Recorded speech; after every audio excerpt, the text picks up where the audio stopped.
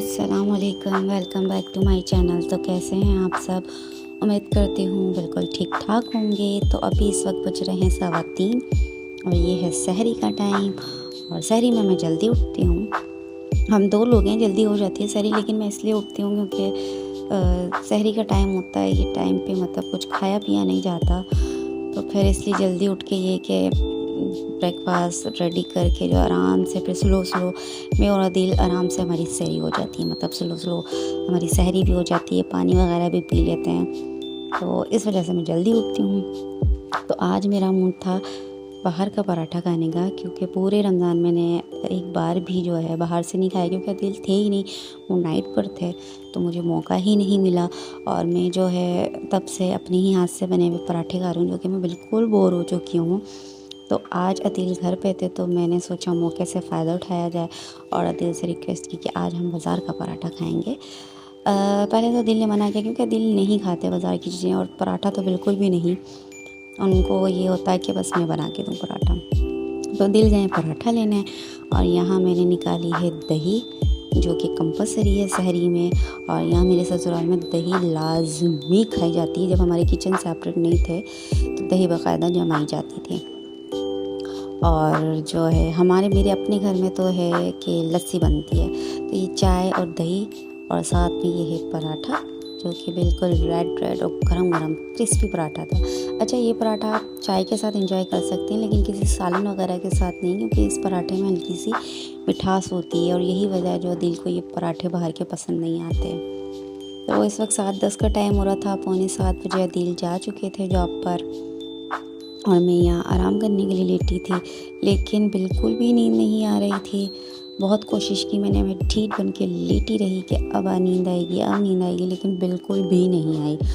और फिर जो है मुझे थक हार के उठना पड़ा, क्योंकि मैंने सोचा जब नींद आ ही नहीं रही है तो क्यों ना फिर कुछ काम कर लिया जाए, रूम वगैरह को क्लीन कर लेते हैं। और फिर मैंने ड्रेस भी भिगाए थे सरफ़ में, अदील के और अपना, तो सोचा इन्हें अंजाम दे दूँ, क्योंकि मुझे मालूम है कि नींद मुझे तभी आनी है जब नींद का टाइम नहीं होगा।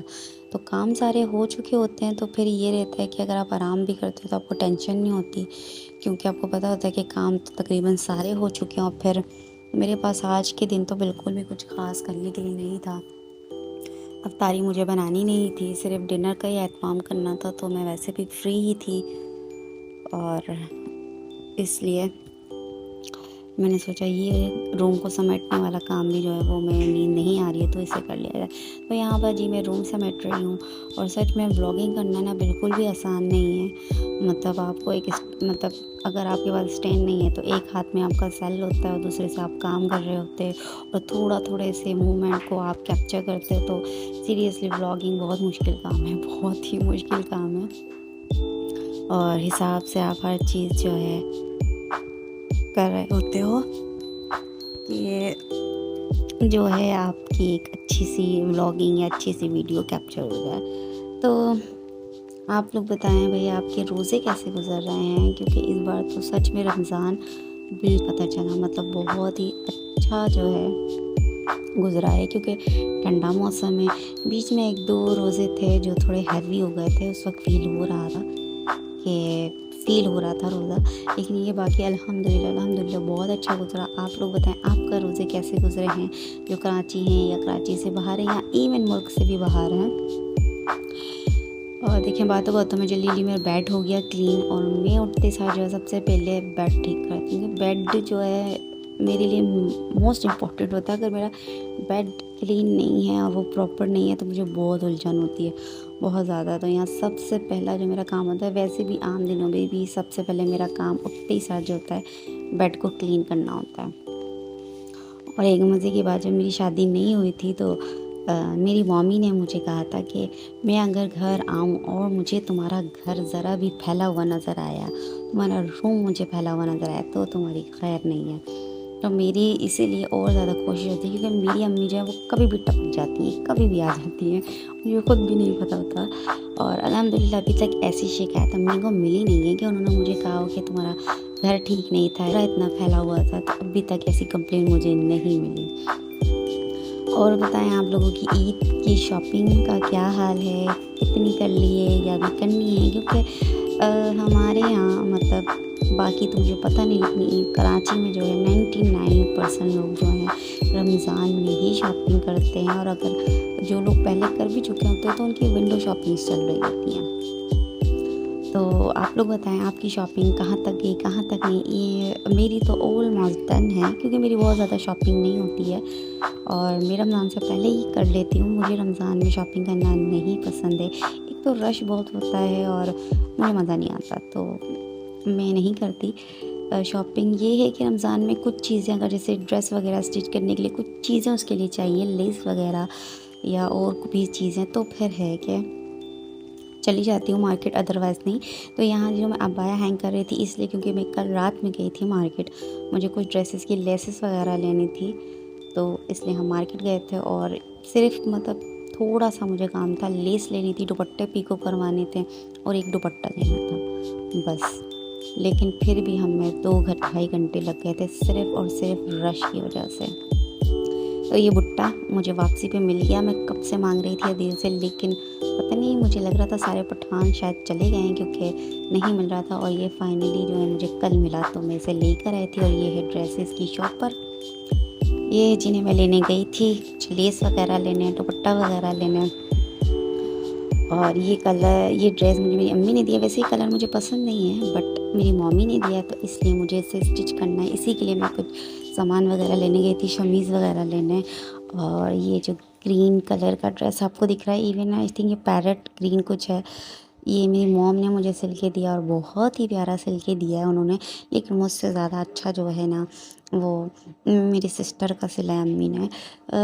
उसका जो है, अच्छा उसका भी कलर ग्रीन है, बस कलर ग्रीन है वो भी, लेकिन थोड़ा सा डिफरेंट है।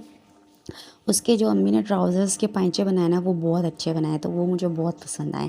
तो लेट्स मैं ये ड्रेस कब पहनती हूँ, जब पहनूँगी तो आपको दिखाऊँगी।